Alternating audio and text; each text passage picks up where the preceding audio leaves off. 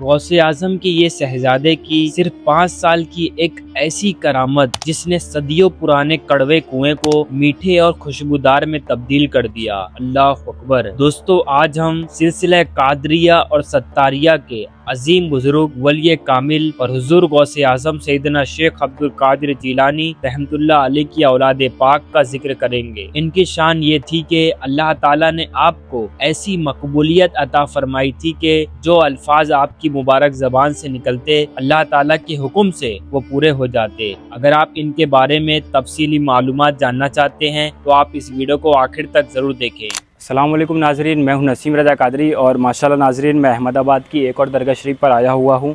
میرے پیچھے جو آستانہ ہے یہی آستانہ ہے آپ رحمۃ اللہ علیہ کا۔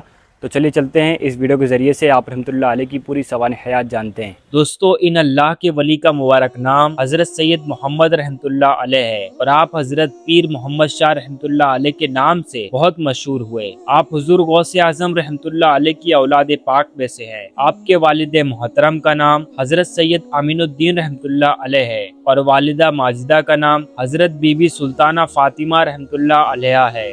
آپ کی والدہ ماجدہ خواجہ دکن حضرت خواجہ بندہ نواز گیسو دراز رحمۃ اللہ علیہ کی اولاد میں سے ہیں، یعنی آپ حسنی حسینی سید ہیں۔ حضرت پیر محمد شاہ رحمۃ اللہ علیہ کے آبا و اجداد مدینہ طیبہ کے رہنے والے تھے۔ روایت کے مطابق آپ کے جد اعلیٰ حضرت سید میرا شمس الدین اعلیٰ رحمۃ اللہ علیہ کو ہجری 1110 میں خواب میں حضور نبی کریم صلی اللہ تعالی وسلم کی بشارت ہوئی کہ بیٹے ہندوستان جاؤ اور ہندوستان کے شہر بیجاپور جاؤ۔ وہاں ایک ایسی سرزمین ہے جو مدینہ منورہ کی مٹی سے مشابہت رکھتی ہے۔ حضور نبی کریم صلی اللہ تعالی وسلم نے نشانی کے طور پر مدینے کی مٹی آپ کو عنایت فرمائی اور زمین کھودنے کے لیے ایک لوہا یعنی اوزار عنایت فرمایا۔ اس بشارت کے بعد آپ ہندوستان تشریف لائے اور آپ بیجاپور کی جامع مسجد میں قیام کیا۔ روزانہ عبادت کرنے کے بعد آپ اس سرزمین کی تلاش میں نکل جاتے۔ آپ نے بیجاپور کی کئی جگہوں کی مٹی دیکھی لیکن کہیں بھی آپ کو اس مٹی جیسی مٹی نہیں ملی۔ پھر آپ کو الہام ہوا کہ شہر کے مغربی حصے میں جاؤ۔ جب آپ وہاں تشریف لے گئے اور مٹی کھودی تو وہ مٹی بالکل مدینہ پاک کی جیسی مٹی تھی۔ سبحان اللہ۔ پھر آپ نے وہیں پر قیام فرمایا اور آپ کی آخری آرام گاہ وہیں بنی۔ حضرت پیر محمد شاہ رحمۃ اللہ علیہ کی پیدائش 15 شعبان 1100 میں بیجاپور میں ہوئی۔ آپ کی پیدائش سے کچھ عرصے پہلے ہی والد کا انتقال ہو گیا اور چند ہی دن بعد والدہ ماجدہ بھی اس دنیا سے پردہ فرما گئی۔ اس طرح آپ بچپن ہی سے یتیم ہو گئے۔ آپ کی پرورش آپ کے چچا حضرت سید عبد الرحمن قادری رحمۃ اللہ علیہ نے فرمائی۔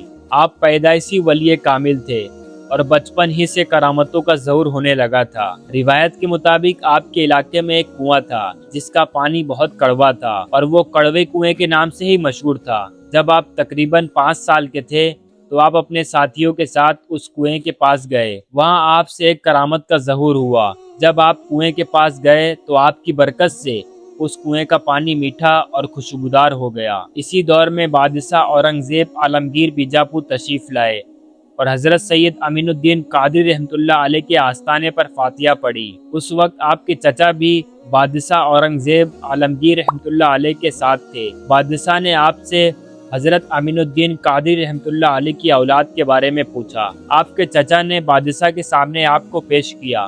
حضرت اورنگزیب عالمگیر رحمۃ اللہ علیہ نے آپ کو دیکھا اور بڑی محبت سے آپ کے سر پر ہاتھ پھیرنے لگے۔ آپ صرف 7 سال کی عمر میں حافظ قرآن بن گئے۔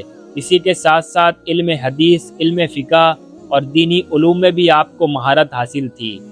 بچپن ہی سے عربی، فارسی، اردو، ہندی اور دوسری زبانوں میں بھی آپ کو مہارت حاصل تھی۔ آپ کے چچا نے آپ کو سلسلہ قادریہ میں بیعت فرمایا اور 14 سلاسل کی خلافت عطا فرمائی۔ علم حاصل کرنے کے لیے آپ مکہ معظمہ تشریف لے گئے اور وہاں آپ نے وہاں کے مشہور علماء کرام سے علم حدیث اور تصوف کی تعلیم حاصل کی۔ 4 سال علم حاصل کرنے کے بعد جب آپ کی عمر شریف 15 سال کی ہوئی تو اس کے بعد آپ مدینہ منورہ تشریف لے گئے اور وہاں بھی آپ نے وہاں کے مشہور علماء کرام سے علم حاصل کیا۔ جب آپ مکہ معظمہ میں تشریف فرما تھے تو ہر سال حج کی سعادت حاصل فرماتے تھے۔ مدینہ شریف میں روزانہ روضہ رسول صلی اللہ تعالی وسلم پر حاضری دیا کرتے۔ جب آپ تقریباً 18 سال کے ہوئے تو ہندوستان واپس تشریف لائے۔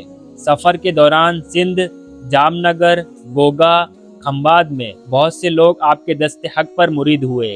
खंबात से अहमदाबाद तशरीफ लाए, फिर आप पाटन गए और फिर कुछ अरसे के बाद फिर आप अहमदाबाद तशरीफ लाए और यहाँ गोमती की बीबी मस्जिद में क़याम फरमाया और यहाँ पर भी आपके दस्ते हक पर कई लोग मुरीद हुए।